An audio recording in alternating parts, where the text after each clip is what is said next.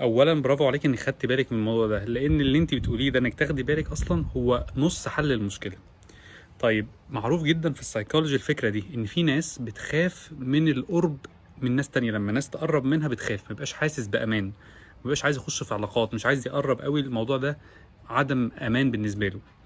والاصل فيه ايه؟ الاصل ان انت بتبقي، بس ده في السب كونشس مايند، في العقل الباطن، في الاصل ان انت بتخافي من الفراق او خايفه من الالم، مرتبط ان انا لما احب حد ان النهايه هتقلب.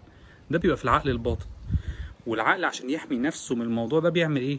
لما شخص بيقرب ببتدي اشوف اي حاجه تبعد الشخص ده عني، هيطلع مني behaviors تبعده عني، او هبتدي اشوف عيوب في الشخص، او عيب صغير اكبره قوي، او اقول الظروف مش مناسبه، هبتدي باي شكل هبعد عن الشخص عني زي ما انت بتقولي كده بالظبط.